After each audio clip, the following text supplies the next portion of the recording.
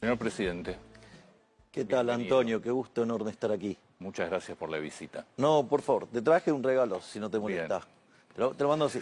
Gracias. El libro que presentaron, Sí, en el Movistar Arena. yo miro eso. Bueno, muchísimas gracias. Muchas gracias. ¿Me das tu lectura de la elección?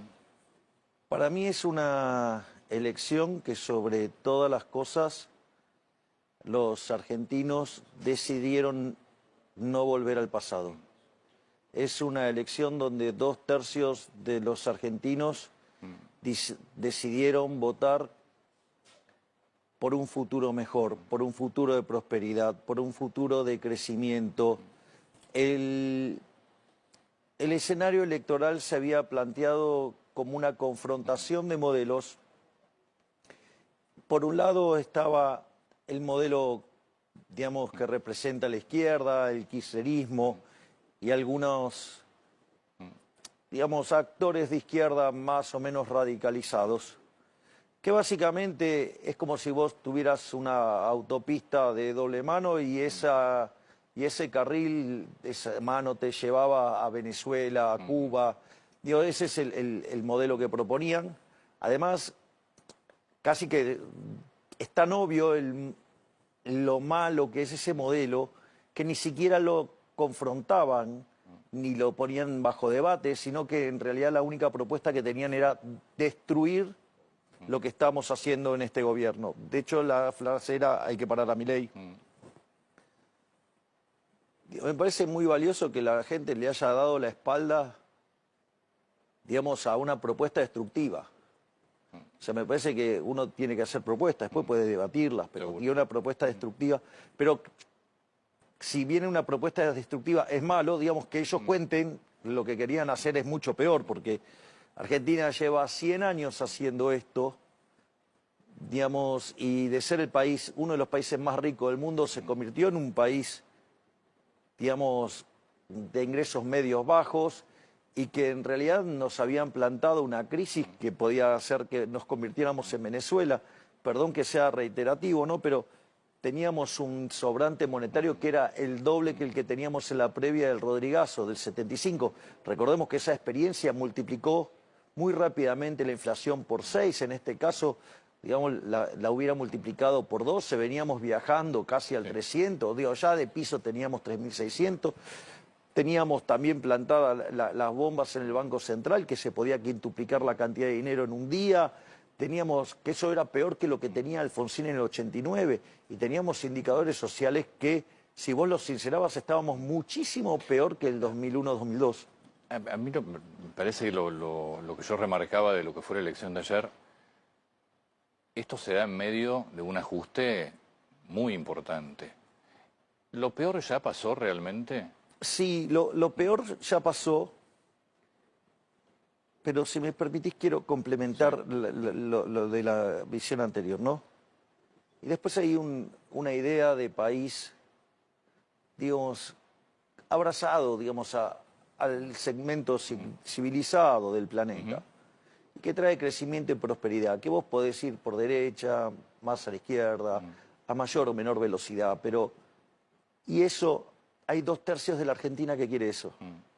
Entonces, lo primero que yo busqué en el mensaje de ayer es decir, bueno, tenemos matices, pero queremos el mismo norte. Estamos de acuerdo con las mismas reformas. Las hemos firmado en el Pacto de Mayo. Sí. Vayamos y trabajemos por eso. Esas son las reformas. Después, seguramente en el debate va a haber matices, pero no, digamos, una visión cuasi cavernícola de hay que romper todo. Eso por un lado. Me habías hecho una pregunta. Si lo peor pasó. Es que lo peor ya pasó, Antonio. Cuando vos mirás los números de Argentina, nosotros cuando llegamos al poder, el PBI venía en una tendencia decreciente del 3%. Es decir, se llama arrastre estadístico. Si nosotros cuando llegamos, la economía hubiera dejado de caer, la economía caía en el año 3%. Terminó siendo la caída 1,9%. Cuando vos mirás el EMAE desestacionalizado, básicamente en el mes de abril toca un piso y a partir de ahí sale muy fuertemente. Yo me acuerdo de las discusiones donde muchos decían que íbamos a hundir a la economía en una gran depresión por el tipo de ajuste que estábamos haciendo, con caídas de por lo menos 15% del PBI. Había otros que decían que esto era una L, o sea, que tocaba un piso y no levantaba más. Había otros que hablaban de la pipita de Nike, que se iba a haber una recuperación suave, y nosotros hablábamos de una recuperación en B corta, y al final fue un tilde, porque terminó el PBI desestacionalizado de diciembre 6,6% arriba que diciembre del 23. No solo eso, sino que cuando entramos a este año, la economía se venía expandiendo claramente a niveles del 6% y había empezado a acelerar a niveles del 8%. Esto conjugado con una inflación que de viajar al 1,5 diario, digamos, casi te diría, digamos, si lo miro en mayoristas, 54% mensual, o sea, con lo cual ibas a una situación de inflación de entre el 15.000 y el 20.000% a la luz del desequilibrio monetario, a una inflación que estaba viajando a niveles del 30%, que es horrible. El 30% es un número espantoso. Digamos, te imaginarás que en mi caso, digamos, ver un número de inflación de esa magnitud, digamos, me pone muy mal. Ahora, pero, digamos, veamos de dónde venimos. ¿Te puedo interrumpir? Sí, sí. Yo seguramente te molesta, pero déjame que te interrumpa por esto. Yo digo, a la gente que viene pasándola, porque los últimos meses la economía se frenó, ¿qué le espera de ahora en adelante? Claro, pero eso es lo que quiero explicar, Dale. qué es lo que le estaba pasando. En ese contexto donde bajaba fuertemente la inflación, donde la actividad se estaba recuperando de manera muy vigorosa, pensá que si vos seguís ese sendero, si seguías ese sendero, vos estarías duplicando el PBI per cápita en menos de 10 años. O sea, y en 20 años lo cuadruplicás. Eso, digamos, tiene categoría de milagro. Entonces, ¿qué es lo que vos empezó a suceder? Habiendo salido 12 millones de personas de la pobreza, 6 millones que dejaron la indigencia. El kirchnerismo, sí, y la izquierda se dio cuenta que si seguíamos por este camino íbamos a hacer una elección que los iba a dejar totalmente fuera del mapa político. Y a partir de el mes de febrero y sobre todo durante marzo, empezó un torpedeo sistemático a la cuestión fiscal, digo, que es el corazón del programa. Y ese torpedeo permanente sobre, digamos, el equilibrio fiscal y otras reformas que hacen al crecimiento, nosotros fuimos contestando con el fortalecimiento de las instituciones, digamos, fiscal y monetaria. Ahí hicimos el saneamiento del activo del Banco Central, abrimos el cepo y aún en ese clima de euforia no nos quedamos quietos ahí, empezamos la recomposición, digamos, y el saneamiento del pasivo del Banco Central. Esto fue fundamental porque si todas las LEFIs, o sea que eran 20 billones de pesos, hubieran estado vivas a un día, digamos, hoy la discusión, digamos, sería otra. Probablemente yo no estuviera aquí, al menos bajo este, digamos, con este trabajo que tengo. En este sentido, digamos, cuando empieza el torpedeo, la consecuencia natural es que te están diciendo que están poniendo bajo escrutinio, ¿sí? Digamos, el equilibrio fiscal. ¿Por qué es tan importante el equilibrio fiscal? Porque el equilibrio fiscal lo que hace es mostrar si vos podés pagar tu deuda. Entonces, en ese contexto, mirá el caso de Argentina. Argentina es uno de los únicos 5 países del mundo que tiene equilibrio fiscal, pero en la línea financiera. O sea, después de pagar intereses. Eso significa que tu deuda no sube. O sea que la relación deuda-producto es no creciente. es decir, que sos solvente, es decir, tu riesgo de país debería desaparecer. Ahora, si vos estás todo el tiempo, desde el Congreso, sacaste 40 leyes tratando de romper el equilibrio fiscal, bueno, del otro lado, dicen, bueno, pero ¿va a poder sostener el equilibrio fiscal? Entonces, ¿qué hacen? Digo, los individuos son aversos al riesgo, desarman la posición de Argentina, hizo que el precio de los bonos caiga, eso hizo que el riesgo país trepara. Ahora, eso no es gratis, Antonio. Cuando se produce la suba del riesgo país, se genera un problema de desintermediación financiera, es decir, el ahorro no va a la inversión. El ahorro se te fuga, ¿sí? Y la inversión no tiene financiamiento, con lo cual te golpea el nivel de actividad económica. Entonces, la actividad económica, que venía expandiéndose a niveles del 8%, en un momento se frenó. Cuando a vos te pasa eso, se genera un parate en la economía. Y esa situación en la cual vos, digo, pensá lo siguiente, suponete que pudieras correr como Usain Bolt y frenás en seco. Digo, lo más probable es que te pegues un tortazo, porque con la inercia misma, digo, te la pegás.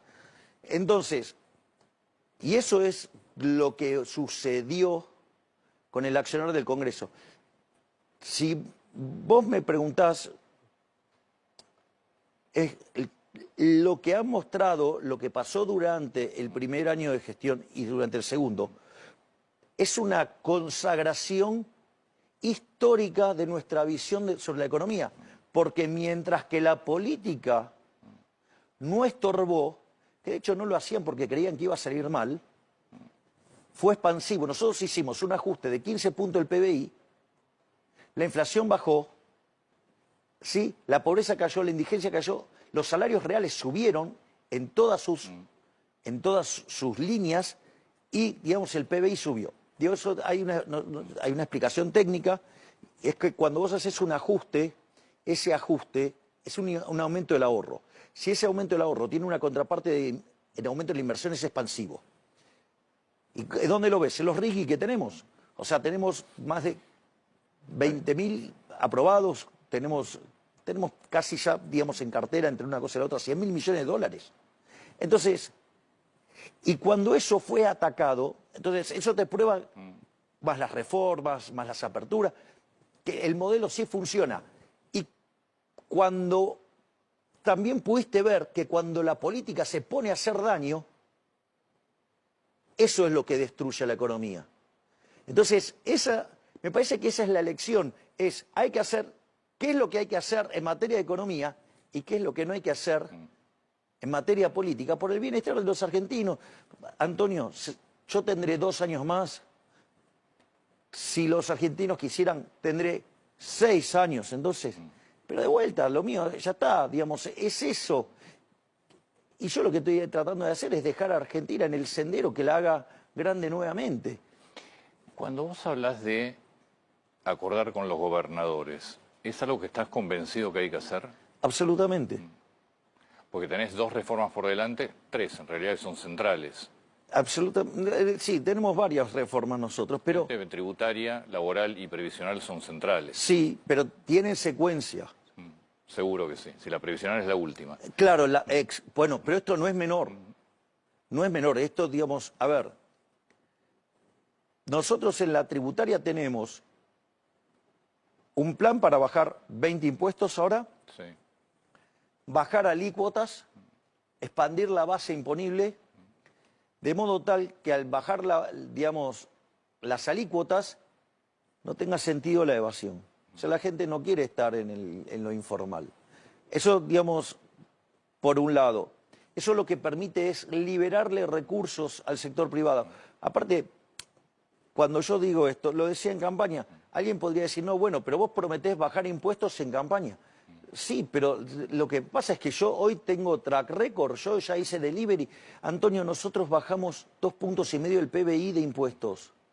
Es decir, somos el primer gobierno que le devuelve dinero a la gente. Pero, entonces, no es que es una promesa de campaña. Esto, digamos, es...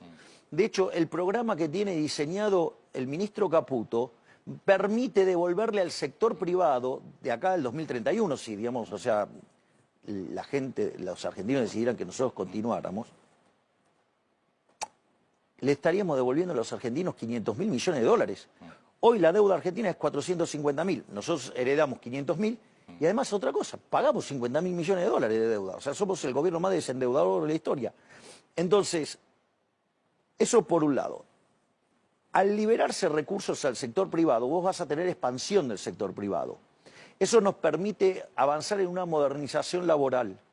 Y hay algo que es muy interesante, porque dicen, no, van por tus derechos. No, no vamos por los derechos de nadie. Hay un régimen contractual vigente que, si a mí me preguntás, es anacrónico. Tiene más de 70 años. No está diseñado para este mundo. No está diseñado para la Argentina de bien, porque si la mitad de los trabajadores están en el sector informal, quiere decir que eso no funciona. Entonces, en ese contexto, fíjate que nosotros lo planteamos así, seguramente vos lo has notado. Nosotros decimos, si vos querés usar estos contratos, los podés usar. O sea, se sientan las partes y dicen, no, nosotros queremos seguir usando estos contratos, no hay problema. O sea, los insiders probablemente quieran seguir con ese contrato, es decir, los que ya están adentro del mercado laboral formal. Pero ¿qué es lo importante? Que vos le das flexibilidad a los outsiders, es decir, los que están afuera. Y eso va a permitir que los que están en el mercado informal puedan encontrar algún sistema acordado entre las partes para ser formal.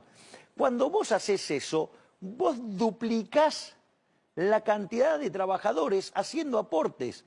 Y eso significa que hay el doble de ingresos disponibles para pagar jubilaciones, para pagar mejores jubilaciones. Eso tenés que acordar al menos con alguna parte de los sindicatos, que no está muy de acuerdo. Antonio, esto es como las elecciones, como la pirotecnia electoral. Hay todo un montón de tiros, pero la gran mayoría de los sindicatos saben que esto no funciona. Ellos mismos saben que si lo piensan como negocio, están liquidados. Entonces, yo confío que va a haber mejoras porque yo ni siquiera me estoy metiendo con el pasado. Digo, lo estoy planteando hacia adelante. Entonces ganan todos. O sea, ganan los trabajadores que están informales, que pasan a ser formales, ganan los sindicalistas porque pasan a tener trabajadores formalizados que de la otra manera no lo tenía. O sea, gana, digamos, la recaudación que permite financiar mejores jubilaciones. Digo, ganamos todos. O sea, los únicos que no ganan son los que quieren tener a los argentinos de esclavos. Bueno, afortunadamente, 2/3 de los argentinos dice que quiere la ciudad de la libertad, con matices, pero abrazo eso. Eso te iba a preguntar, ¿te imaginabas este resultado? No. ¿Qué imaginabas en la elección? Me imaginaba que podíamos recortar la provincia de Buenos Aires. Sí. La verdad que la campaña que hizo Diego Santilli fue admirable. Complicadísima. Y remontar 14 puntos y quedar uno arriba.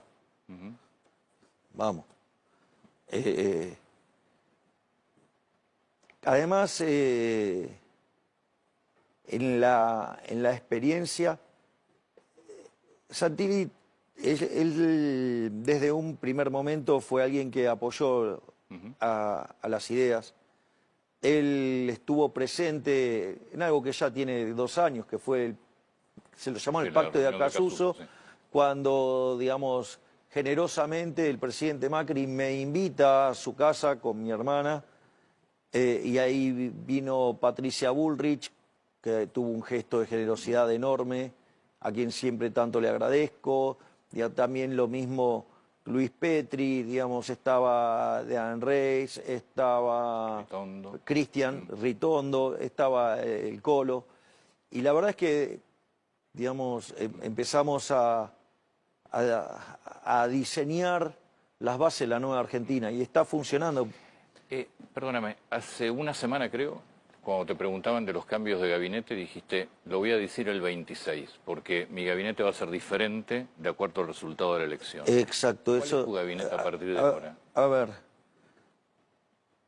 el gabinete se diseña en función del Congreso que tengo y de los acuerdos que tengo que ir a buscar. Digamos, esto es, lo voy a poner en términos más generales. Yo tengo un mandato de la sociedad que es mi programa de propuestas que le hice a la sociedad en el 2023. Sí. O sea, yo tengo un contrato de trabajo que mi job description es, bueno, yo en la campaña dije esto, voy a cumplir esto. Que dicho sea de paso, ya cumplimos el 98% de nuestras promesas de campañas. Y eso está en unas bitácoras que fue armando con el tiempo Manuel Adorni. En ese contexto, digo, como yo también tengo más ambiciones en materia de reformas, bueno, hicimos tan rápido la primera parte, digo, ahora avanzamos en eso. Ahora, yo necesito una contraparte política, digo, yo no tengo mayorías absolutas, entonces digo, no, esta es mi agenda y bueno, digo, los argentinos decidieron que esta es mi agenda y me la avalaron y la hago. Aún así, digamos, tampoco lo haría de ese modo, pero hoy, digamos, con este resultado, yo lo que digo es, bueno, tengo que ir a buscar los votos que me faltan para poder concretar estas reformas de segunda generación que son tan importantes para los argentinos. Entonces, evidentemente, el resultado es muy fuerte, digamos, porque no solo es que llegamos a 101 bancas en la Cámara de Diputados, acordate que, digamos, se discutía si íbamos a llegar al tercio. Sí. Bueno, lo pasamos largo. No solo eso, digamos, si empezamos a sumar, digamos, aliados y, digamos, estamos claramente en quórum. Si vos te fijás, tenemos 20 senadores ahora. Es decir, estamos casi en un tercio. Entonces, y además perdió el control del Senado el kirchnerismo. Digo, lo importante de la elección de ayer es que nosotros sacamos 41% de los votos. Y al kirchnerismo, que es la fuerza más nociva y destructiva de la Argentina, le sacamos 17 puntos. Después hacen ese engendro de sumar peras con banana. Digo, bueno, hay gente que no suma 2 más 2 le da cualquier número menos 4. Pero entonces digo, ¿por qué? Porque suman cosas distintas. Digo, vos tendrías que haber puesto Fuerza Patria. No, eso, Fuerza Patria, porque si yo pongo así, entonces sacamos 60% de los votos, 70% de los votos. O sea, es ridículo, pero no importa. Digamos, o sea, cómo, digamos, han querido esconder lo que era una clara derrota. Pero de vuelta, un elemento tan destructivo como el kirchnerismo, ya hoy es 24%. ¿Y el gabinete? El gabinete se va a construir a la luz del nuevo Congreso, a la luz de las alianzas que tengo que buscar para poder pasar la agenda, porque acá a ver, pongamos las cosas en orden. ¿Qué es lo importante y qué es lo accesorio? Lo importante es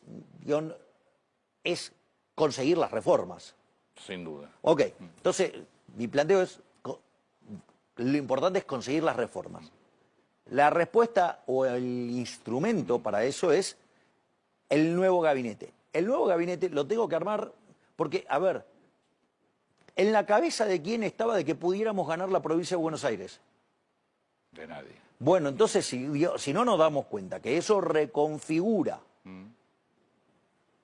la estructura política que tengo que armar para negociar y poder sacar las leyes que yo me comprometí con los argentinos, no estamos entendiendo nada. Por lo cual no hay un cambio de gabinete inmediato.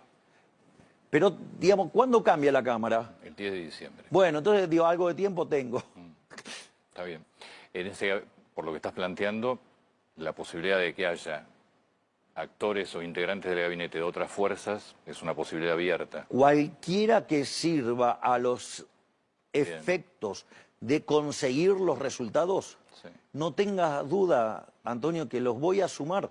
Es decir, yo soy bilardista, pero y si yo me comprometí, mi compromiso, creo que lo dije ayer, mi compromiso es mi contrato electoral del 2023. A mí me votaron para eso, ahora nos confirmaron que efectivamente queremos ir ahí. Bueno, yo lo voy a hacer. Digo, recuerde que yo vengo del sector privado. O sea, yo, digamos, sé que, digamos, o sea, un job description es... Y usted tiene estos objetivos y los tiene que cumplir. O sea... Javier, ¿el grupo fuerte del gobierno sigue siendo el mismo? ¿Y a vos qué te parece? No, yo pregunto. Me parece que he sido bastante claro, digamos, en la postal del discurso. ¿Y eso continúa? Obviamente. Por las versiones y los rumores de enfrentamiento entre Karina Milei y Santiago Caputo. ¿Dónde estaban Karina Milei y Santiago Caputo ayer mientras que yo daba el discurso? En el escenario. ¿Al lado de quién?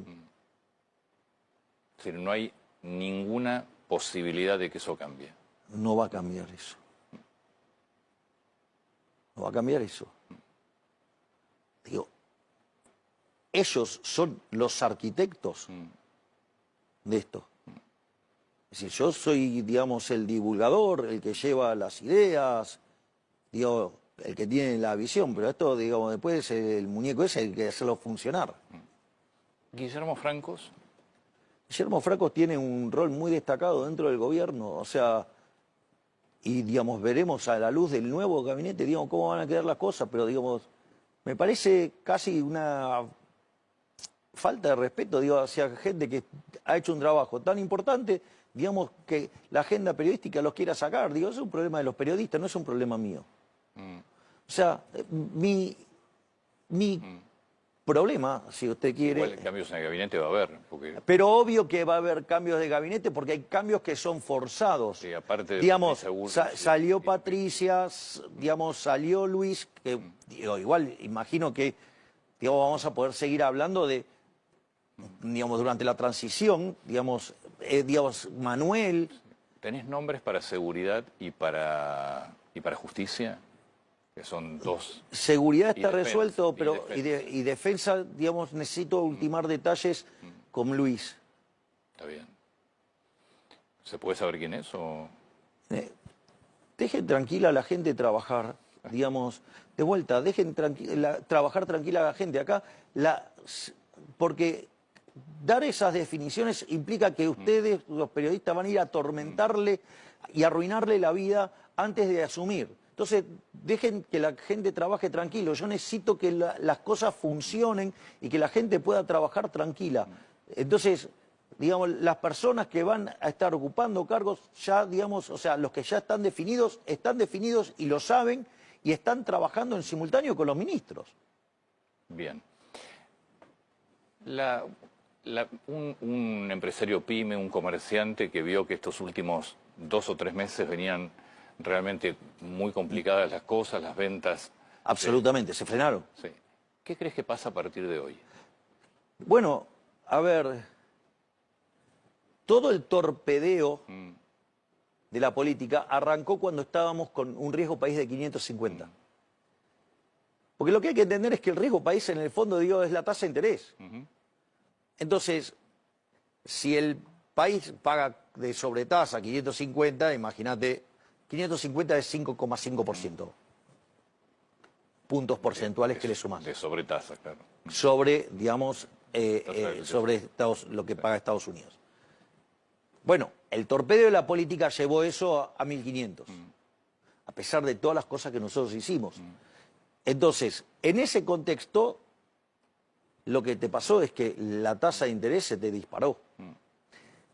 Entonces, y no es que se disparó por mala gestión del Banco Central. La tasa de interés se dispara por el riesgo.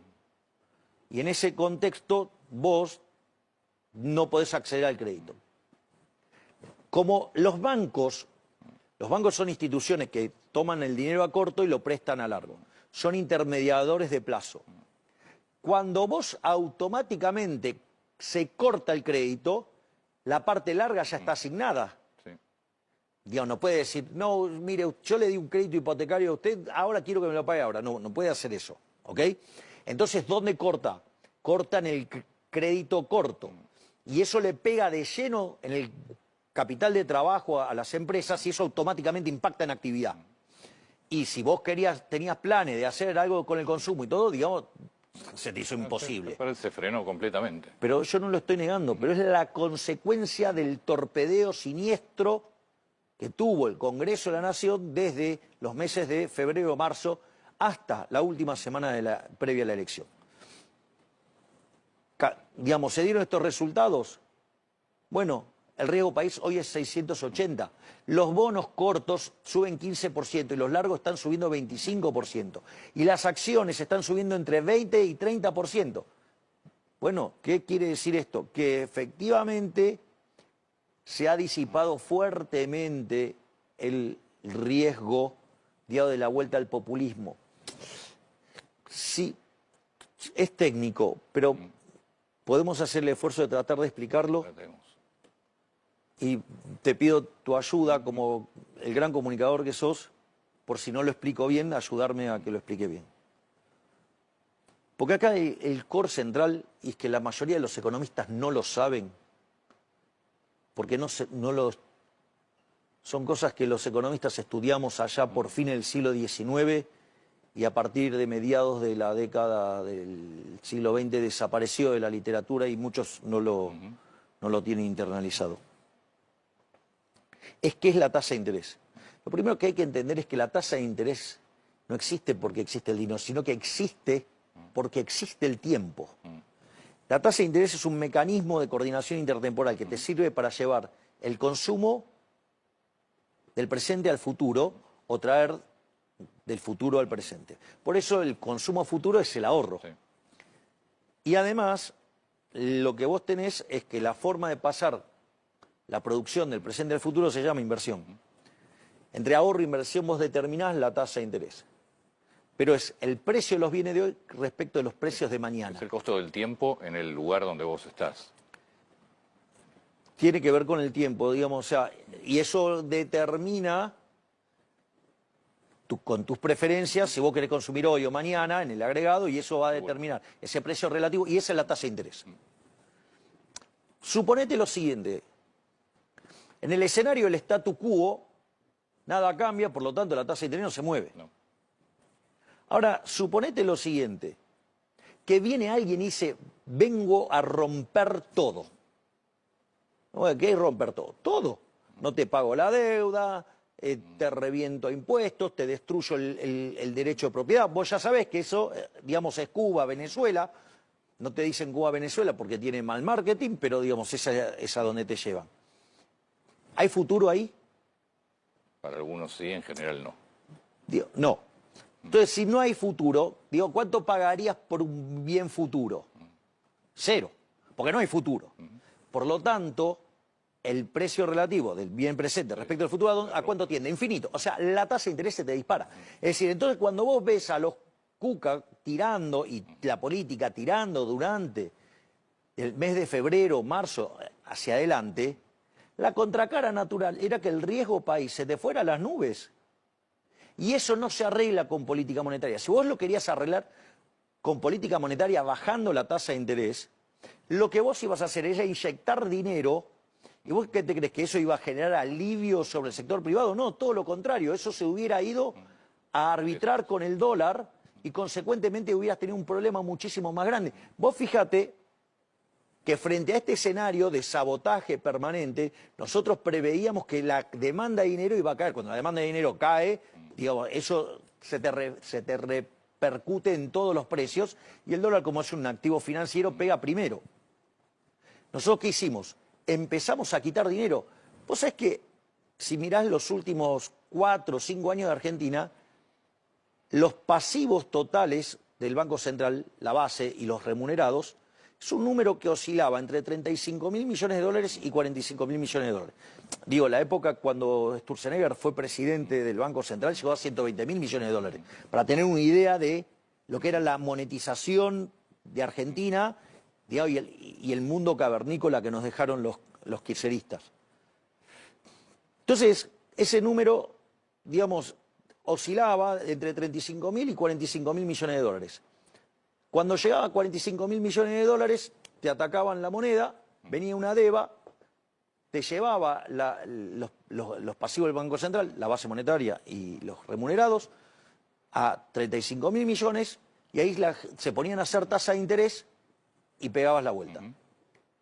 Sí, entonces, digamos, te pegabas la piña en 45, te lo llevaba a 35, porque básicamente lo que está detrás de todo eso es el working capital de la economía argentina, el capital de trabajo, es decir, con el dinero que se mueven los argentinos. ¿Vos sabés en cuánto está los pasivos del Banco Central hoy? 25.000 millones de dólares. Sí, ¿a vos te parece que una economía que venía de una inflación del 50 y pico % mensual, la llevaste a 2, de un déficit de 5 puntos del PBI en el Tesoro y 10 en el Banco Central, o sea, 15 lo llevaste a 0? Digo, con esos fundamentals, digo, ¿tiene sentido que la demanda de dinero sea tan chica? No, no tiene sentido.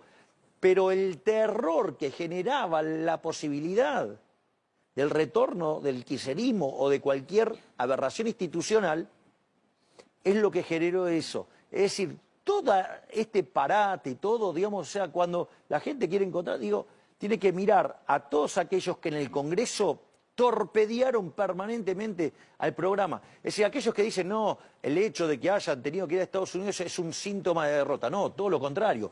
Lo que muestra esto es que cuando nos dejaron aplicar las ideas nuestras, funcionó muy fuerte, aún a contra de todo lo que predecían todos los libros de texto. Cuando la política metió la cola y empezó a torpedear, es donde apareció el problema. Y perdón, te hago una última nota de color. Porque dicen, no, esto no terminó bien, porque en realidad fueron y tuvieron que hacer un acuerdo con Estados Unidos.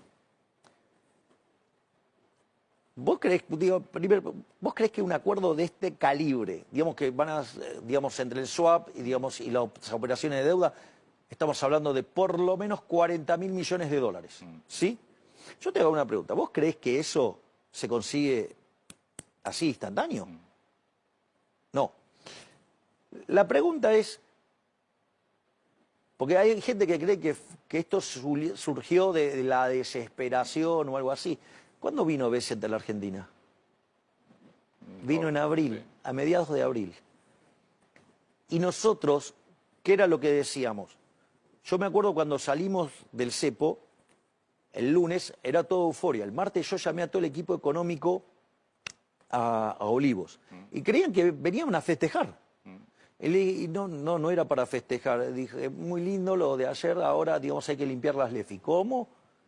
¿Por qué? Porque les dije, todo el daño que puedan hacer, lo van a hacer. Y efectivamente lo intentaron hacer. Como una posibilidad de eso estaba de que torpedearan tanto el programa económico que nos dispararan el riesgo país y que no pudiéramos financiarnos en el mercado de capitales. Digo que la verdad Argentina es un chiste lo que necesita el mercado de capitales. Argentina el año que viene tiene vencimientos en dólares por 8.500 millones de dólares, 4.000 en enero, 4.500, digamos, en julio. Es un chiste, es una moneda. Pero ¿qué pasa? Pero cuando te empiezan a torpedear y te disparan el riesgo país, eso, digamos, lo ponía, estaba, digamos, bajo discusión. Consecuentemente, lo que hicimos nosotros, ¿qué fue? Empezamos a hablar con el Tesoro de Estados Unidos sobre esta situación. En abril. Sí, en abril la concretamos. Pero ya, claro, digo, porque de hecho el propio Bessent da pistas de que eso iba a pasar. Entonces, si las circunstancias lo ameritaran. Bueno, digamos, vinieron, intentaron romper todo. Bueno, nosotros, se cerró el mercado de capitales, ¿qué hicimos? Hicimos el swap. El swap es muy interesante, porque ¿qué es lo que te asegura el swap? Que vamos a pagar. La disponibilidad. Claro, porque si nosotros no pudiéramos salir al mercado, entonces ejecutamos el swap y pagamos. O sea, con lo cual, esto asegura que de acá al final de este periodo, de este mandato, la plata está. Hablando de Estados Unidos, ¿tuviste alguna comunicación? Escribió el presidente Trump felicitándonos y escribió el secretario Bessent. Sí. Así que, digamos, ahí digamos, vamos a... y recibir felicitaciones de varios amigos también, digamos, que tienen cargos. No sé si lo escuchaste, esto fue en el avión presidencial, ¿no? Hace un ratito. Did you see the results from the Argentina election? It looks like Milei's party has done well. What a great question that is. I love that question because that was a big win in Argentina. I want to congratulate the victor, and he was a big victor, and he had a lot of help from us. He had a lot of help. I gave him an endorsement, very strong endorsement, and it was really unexpected to have a victory of that. People thought it would be hard to win, and not only did he won by a lot. So Argentina, that was a great thing, and I give Scott and I give Jameson, everybody, Marco, a lot of credit for that because, you know, we are sticking with a lot of the countries in South America. We're focusing very much on South America, and we're getting a real strong handle in South America in a lot of ways, including the fact that we don't want their drugs. We don't want drugs coming into our country, and you're seeing them. Esto fue hace un ratito. Pero esto es muy importante. O sea, nosotros estamos profundamente agradecidos al trabajo del presidente Donald Trump, a la labor excelente y superlativa del secretario Scott Bessent, y una visión clara, profunda y extraordinaria del secretario de Estado Marco Rubio. Lo que está haciendo este grupo de personas, Trump, Marco Rubio y Bessent, están rediseñando el orden geopolítico mundial. Está clarísimo. Bueno, pero esto hay que entenderlo así. Estados Unidos, previo a la llegada de Trump en esta oportunidad como presidente, tenía una política de que a los aliados no se ocupaba de sus aliados y trataba de quedar bien con los que los torpedeaban. Por lo tanto, ¿el incentivo cuál era? Torpedearlo. Torpedear. Con la nueva llegada de Trump al poder, con alguien como Marco Rubio, que entiende la batalla cultural a la perfección, y obviamente, digamos, con alguien, digamos, más anticomunista imposible que Scott Bessent, pues la verdad que todos los tres transpiran batalla cultural.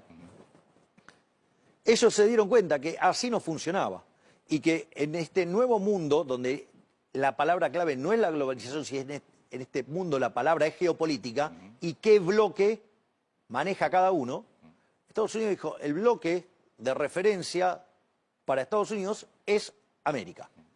Entonces, decide que va a apoyar a los aliados y que los que no, digamos, ok, listo, no van a ser ayudados.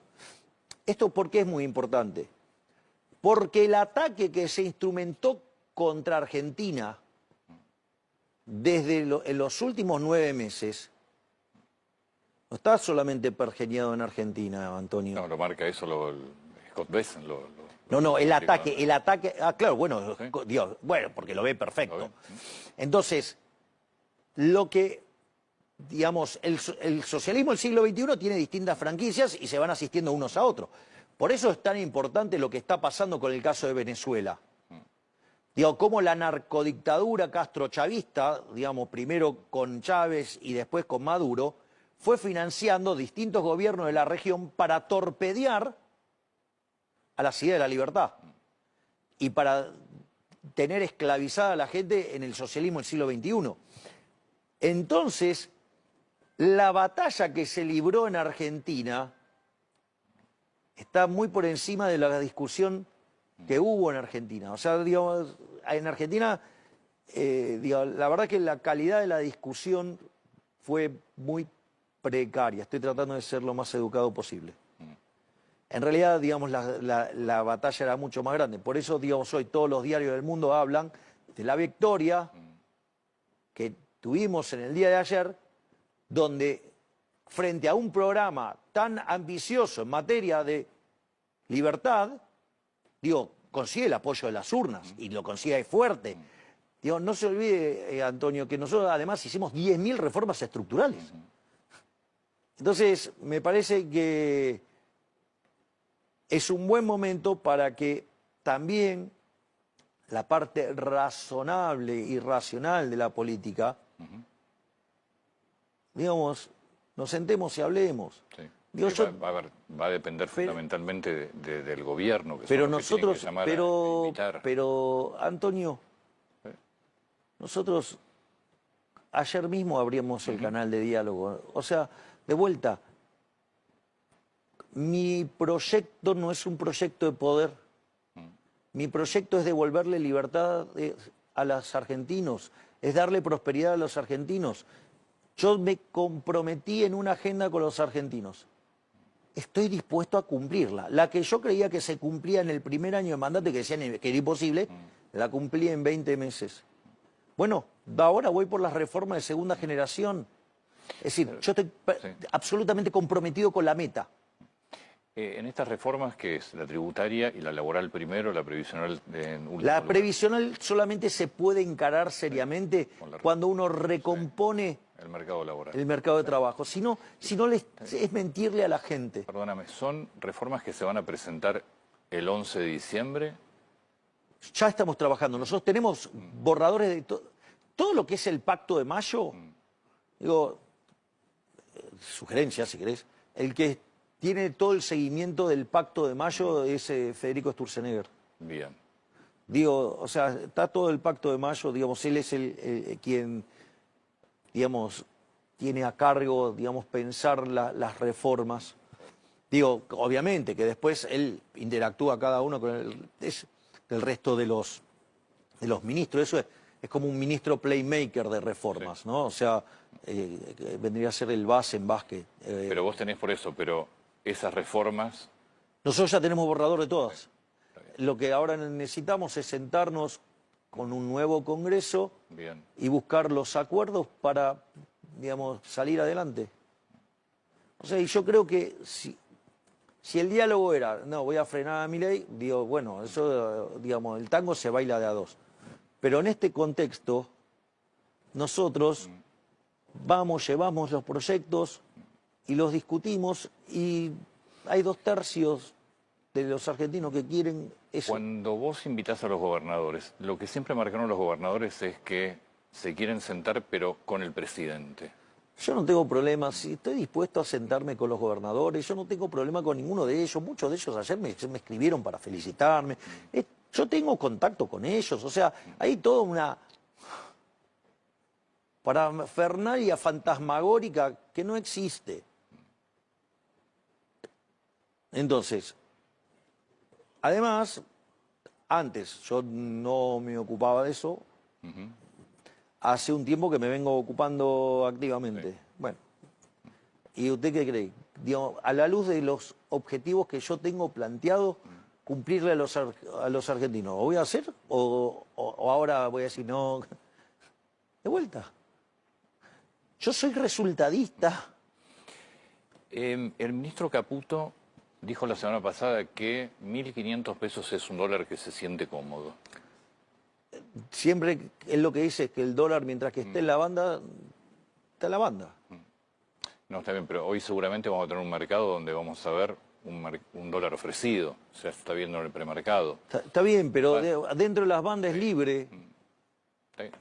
Pero tal vez es un valor, si el ministro dice es un valor que me siento cómodo, tal vez empiecen a intervenir, porque además No, hay que sumar... no, pero yo...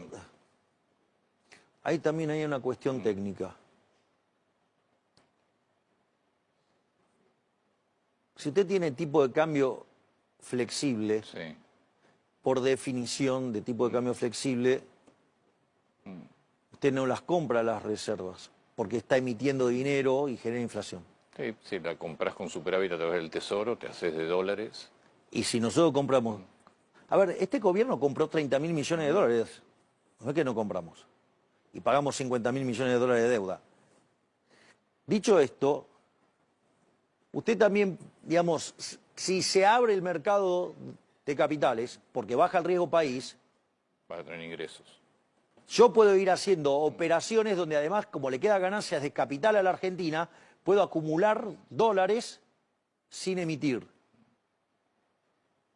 O por ejemplo, el Banco Central hoy está fortalecido. ¿Y eso, el fortalecimiento se hizo con emisión monetaria? No, fue que el Tesoro tomó deuda con el Fondo Monetario Internacional y le pagó al Banco Central, y eso recapitalizó el Banco Central.